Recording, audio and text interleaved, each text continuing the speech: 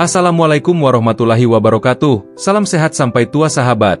Selamat datang kembali di channel ini, tempat kita saling belajar, berbagi cerita, dan merawat kesehatan usia senja dengan penuh kasih dan kebijaksanaan.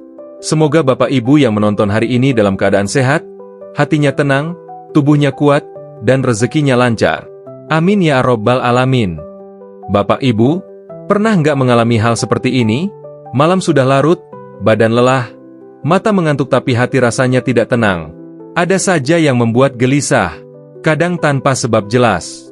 Kadang jadi kepikiran hal-hal kecil yang harusnya bisa ditunda besok. Padahal usia sudah lanjut, seharusnya bisa istirahat dengan damai.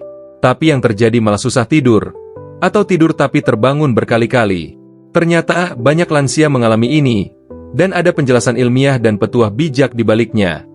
Jika video ini menurut Bapak Ibu penting untuk diketahui, silakan klik tombol like dan share ke teman, saudara, atau grup WA keluarga. Jangan lupa subscribe channel ini agar tidak ketinggalan video-video inspiratif lainnya. Tuliskan juga sholawat di kolom komentar agar suasana channel ini penuh dengan doa dan keberkahan. Allahumma sholli ala Muhammad. Banyak orang mengira gangguan tidur hanya terjadi pada orang yang punya masalah berat. Tapi nyatanya, justru lansia yang paling sering mengalami gelisah dan gangguan tidur di malam hari. Ada yang bilang karena faktor umur, ada juga yang bilang karena pikiran kosong. Tapi kalau kita gali lebih dalam, ternyata ada double backslash berbagai spasi sebab, baik dari sisi medis maupun dari sisi batin, yang membuat orang tua susah tidur nyenyak. Melalui video ini, kita akan bahas secara lengkap 5 penyebab utama kenapa lansia sering gelisah di malam hari, lengkap dengan cerita nyata, pengalaman orang tua zaman dulu, dan nasihat dari para ahli. 1.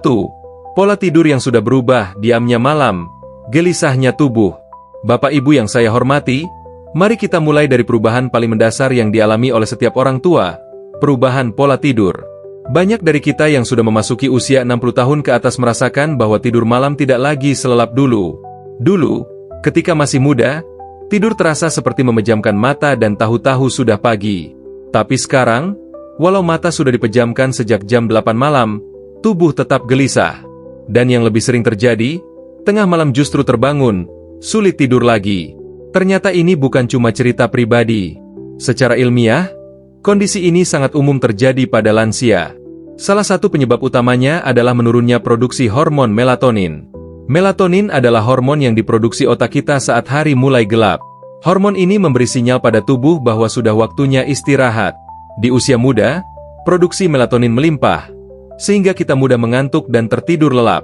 Tapi setelah usia 60 tahun, produksi melatonin menurun secara alami. Akibatnya, kemampuan tubuh untuk memasuki mode tidur menjadi melemah. Inilah mengapa banyak lansia mulai mengantuk sejak sore, lalu tidur lebih awal. Tapi ketika malam belum larut, tubuh sudah merasa cukup dan bangun lebih awal. Masalahnya, kebangkitan dini ini sering tidak disertai rasa segar, justru disertai rasa gelisah. Pikiran mulai berjalan sendiri, merasa sendiri, dan tidak tahu harus melakukan apa di tengah malam. Saya pernah mendengar cerita dari Mbah Lasio, seorang nenek usia 73 tahun di Jogja. Beliau berkata, "Tidur saya itu kayak ayam, nggak nyenyak, sedikit suara langsung bangun. Kadang cuma duduk di kursi tengah malam sambil mandangi langit." Bayangkan betapa sepinya malam bagi seorang lansia yang terbangun tanpa teman, tanpa kegiatan, dan dengan tubuh yang tidak sepenuhnya segar. Selain perubahan hormonal, kebiasaan tidur siang yang terlalu lama juga berperan besar.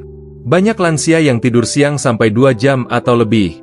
Tidur siang itu sebenarnya bagus, tapi jika terlalu lama, ia akan mencuri waktu tidur malam. Sehingga tubuh merasa sudah cukup istirahat dan malam pun jadi waktu terjaga. Lalu, apa yang bisa kita lakukan untuk mengatasi perubahan pola tidur ini? Pertama, kita bisa mulai mengatur ulang waktu tidur. Jika biasanya tidur jam 7 malam, coba undur jadi jam 9. Mungkin terasa berat di awal, tapi ini akan memberi tubuh cukup waktu untuk merasa lelah secara alami. Kedua, hindari tidur siang terlalu lama. Cukup 20-30 menit saja. Ini cukup untuk menyegarkan tubuh tanpa mengganggu tidur malam. Ketiga, buat rutinitas malam yang tenang. Misalnya mandi air hangat, membaca buku ringan, mendengarkan murotal, atau berzikir.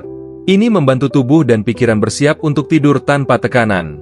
Dan yang paling penting, jangan melawan kantuk dengan gawai atau TV. Cahaya biru dari layar akan memperlambat produksi melatonin dan membuat otak kita aktif kembali. Nasihat para sesepuh dulu pun selaras dengan ilmu medis ini. Mbah Wardo dari Blitar pernah berkata, "Turu iku kudu nganggo atimu, dudu mung kelilipen. Yen atimu durung tenang, yo turumu ra bakal pulas." Tidur itu bukan sekadar memejamkan mata, tapi menenangkan hati terlebih dulu. Jadi Bapak Ibu, mari kita pahami bahwa perubahan pola tidur adalah hal wajar di usia lanjut. Yang penting, kita tahu cara menyiasatinya, agar malam yang sunyi tetap bisa menjadi waktu istirahat yang damai, bukan menjadi awal dari kegelisahan yang terus menghantui. 2. Terlalu banyak pikiran kecil yang mengendap, hati lansia tak pernah sepi. Bapak Ibu, siapa bilang orang tua itu pikirannya kosong? Justru sebaliknya. Di balik wajah yang tampak tenang, dalam hati seorang lansia seringkali berkecamuk banyak hal. Pikiran-pikiran kecil yang tak selesai, yang tidak diucapkan, tidak dilampiaskan, tapi menetap di dalam hati. Dan seringkali, pikiran-pikiran inilah yang muncul ketika malam tiba. Waktu muda, pikiran kita penuh dengan pekerjaan dan urusan rumah tangga. Tapi setelah tua, meskipun pekerjaan sudah berkurang, bukan berarti beban pikiran ikut hilang. Justru saat itulah pikiran jadi lebih tajam, mengamati, mengingat, dan mengkhawatirkan banyak hal. Misalnya, tentang anak-anak yang belum menikah, cucu yang sekolahnya belum jelas, tagihan yang terus datang, atau bahkan hal-hal yang tidak bisa dikendalikan seperti harga kebutuhan pokok yang terus naik. Semua itu, meski terlihat sepele, akan mengendap di hati dan muncul sebagai rasa gelisah saat malam sunyi. Saya pernah berbincang dengan Mbah Juhari, 74 tahun. Beliau berkata, "Kadang kalau malam, saya ingat almarhum istri, ingat waktu muda, ingat salah-salah yang pernah saya lakukan. Rasanya dada sesek dan tidur pun jadi berat." Itulah yang disebut para sesepuh Jawa sebagai pikiran lembara atau pikiran yang mengembara. Pikiran ini tidak selalu logis, tidak selalu bisa diatasi dengan logika, tapi nyata terasa di hati. Dan inilah salah satu penyebab utama lansia merasa gelisah di malam hari. Selain itu, lansia cenderung menyimpan pikiran, bukan mengungkapkan, karena merasa tidak ingin merepotkan anak, atau takut dianggap mengeluh. Akhirnya, semua pikiran ditampung sendiri, hati jadi penuh, dan ketika malam datang, semuanya meledak dalam diam. Untuk mengatasi ini, salah satu caranya adalah dengan membuka diri untuk bercerita. Tidak perlu curhat panjang, tapi cukup membiasakan ngobrol santai dengan orang terdekat. Bisa dengan pasangan, anak, cucu, atau bahkan tetangga. Kedua, menuliskan isi hati dalam bentuk catatan harian atau doa. Tulisan bisa menjadi tempat menampung pikiran. Tidak harus indah atau sempurna. Yang penting, apa yang ada di kepala tidak mengendap dan menyesakkan dada. Ketiga, perbanyak zikir dan sholawat sebelum tidur. Pikiran yang dipenuhi nama Allah akan terasa lebih ringan. Hati pun lebih tenang. Seperti kata sesepuh kita, atine wong tua kui kudu dicekeli Gusti. Yen ora, gampang kemrungsung. Dan terakhir, jangan terlalu keras pada diri sendiri. Terimalah bahwa tidak semua hal bisa kita kontrol. Anak-anak punya hidupnya sendiri. Masa lalu tidak bisa diubah. Yang bisa kita lakukan adalah merawat hati kita agar tetap lapang. Bapak Ibu, hati seorang lansia ibarat gudang kenangan. Kalau tidak dirapikan, ia akan penuh sesak. Tapi kalau kita bersihkan sedikit demi sedikit, malam pun bisa menjadi waktu untuk bersyukur, bukan untuk gelisah. 3. Kondisi fisik yang mengganggu, ketidaknyamanan tubuh mengusik malam. Bapak Ibu yang saya hormati, tidak sedikit dari kita yang mengira bahwa gelisah di malam hari hanyalah persoalan pikiran. Padahal, rasa gelisah juga bisa datang dari tubuh yang tidak nyaman.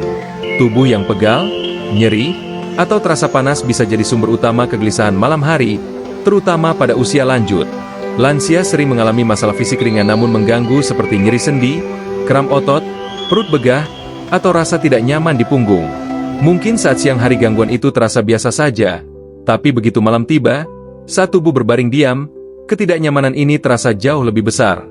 Karena itulah banyak lansia sulit tidur nyenyak, atau terbangun di tengah malam tanpa tahu kenapa. Saya pernah berbincang dengan Pak Suroso, 69 tahun, dari Banyumas. Beliau berkata, "Setiap malam jam 2, saya bangun dan duduk lama di pinggir tempat tidur. Punggung terasa kayak habis angkat batu." Padahal, aktivitas beliau di siang hari tidak terlalu berat. Tapi karena ada osteoartritis ringan di tulang belakangnya, rasa nyeri itu muncul saat malam, justru ketika tubuh tidak banyak bergerak. Selain nyeri sendi, masalah kram otot atau kejeduk di betis juga sering mengganggu. Biasanya terjadi karena kurang gerak, kurang air putih, atau karena asupan magnesium dan kalium yang rendah. Kram yang datang tiba-tiba ini bukan hanya menyakitkan, tapi juga membuat jantung berdebar dan susah kembali tidur. Begitu pula dengan gangguan seperti sering buang air kecil di malam hari, nokturia, yang membuat lansia harus bangun 2-3 kali setiap malam. Ini bisa sangat mengganggu ritme tidur, dan tubuh pun jadi tidak mendapatkan istirahat yang dalam. Lantas apa yang bisa dilakukan untuk mengurangi gangguan fisik ini? Pertama, penting bagi lansia untuk menjaga aktivitas fisik ringan setiap hari. Berjalan kaki pagi selama 15-20 menit, melakukan peregangan ringan, atau ikut senam lansia bisa membantu tubuh tetap lentur dan mengurangi nyeri sendi. Kedua, perhatikan pola makan dan hidrasi. Pastikan tubuh cukup air putih, terutama sebelum sore hari. Hindari terlalu banyak minum menjelang malam untuk mengurangi intensitas buang air kecil saat tidur.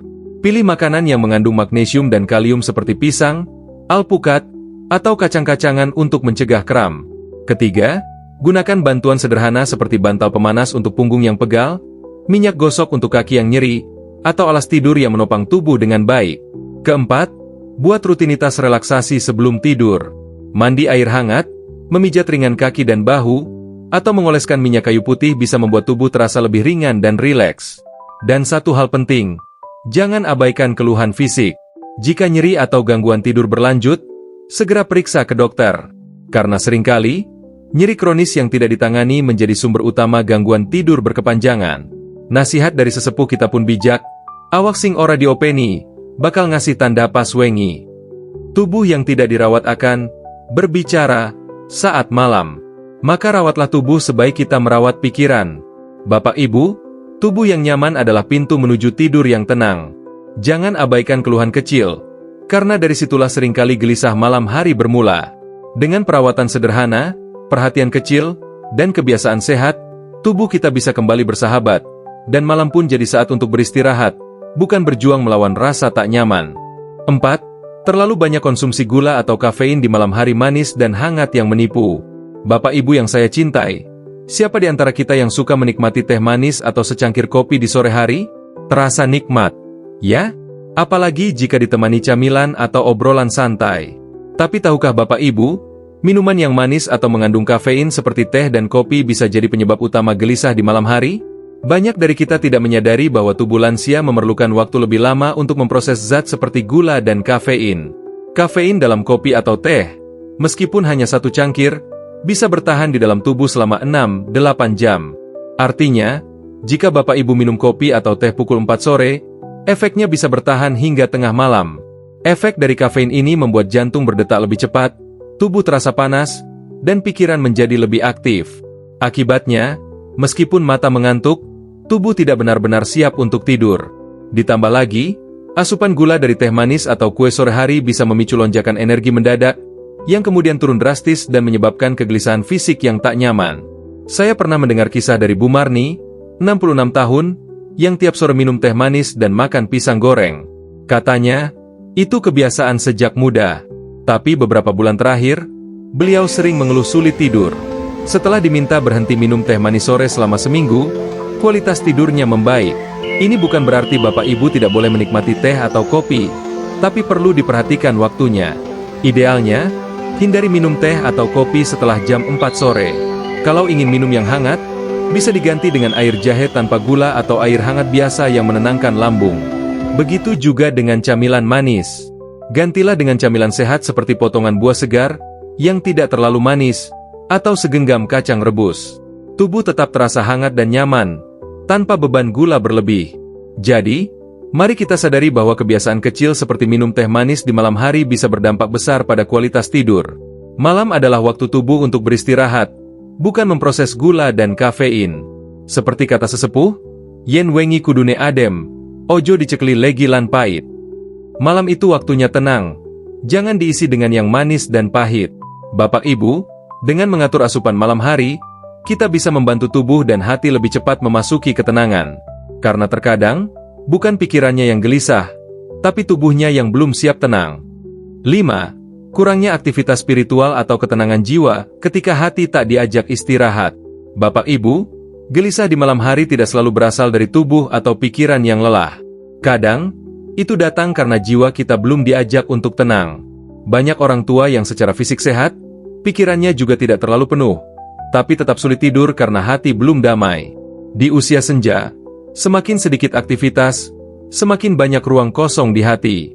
Dan kalau ruang itu tidak diisi dengan hal-hal yang mendamaikan, maka yang masuk adalah kekosongan, kecemasan, dan rasa hampa. Orang tua zaman dulu sering berkata, "Turu sing tenang kuyen atimu wis nyebut asma Gusti." Tidur yang tenang hanya datang jika hati sudah menyebut nama Allah. Artinya, aktivitas spiritual seperti zikir, sholawat, atau membaca ayat-ayat pendek sebelum tidur bisa menjadi kunci utama untuk mengusir gelisah. Tidak perlu panjang, cukup satu surat pendek, atau zikir sederhana seperti istighfar dan tasbih. Dengan begitu, hati terasa lebih ringan dan batin terasa lebih damai. Karena sejatinya, tidur itu bukan hanya urusan tubuh, tapi juga urusan hati yang telah tenang. Menurut Dr. Luluk Mahardika, psikiater yang menangani pasien lansia, tidur yang berkualitas pada lansia bergantung pada suasana hati, pencahayaan kamar, dan kebiasaan kecil seperti tidak minum teh atau kopi setelah jam 5 sore. Sedangkan Mbah Kromo, sesepuh dari Temanggung, pernah berkata, "Kunci turu ayam kui atine kudu wis rampung karo urusan dunya. Yen ising gondeli, rayeso turu nyenyak." Maksudnya, jika hati masih menyimpan kekhawatiran atau belum menerima takdir, maka malam hari pun akan terasa berat. Nah Bapak Ibu, semoga dari penjelasan tadi kita bisa lebih memahami bahwa gelisah malam hari bukan sekadar kurang tidur, tapi seringkali karena tubuh dan hati belum seimbang. Yuk kita rawat bukan hanya badan, tapi juga batin. Bangun kebiasaan baru seperti berzikir sebelum tidur, mematikan lampu, menghindari teh dan kopi sore, dan tidak membawa beban pikiran ke tempat tidur. Jika video ini bermanfaat, bantu kami dengan klik like, share, dan subscribe ya. Jangan lupa tuliskan sholawat di kolom komentar agar video ini penuh keberkahan. Sampai jumpa di video berikutnya. Wassalamualaikum warahmatullahi wabarakatuh.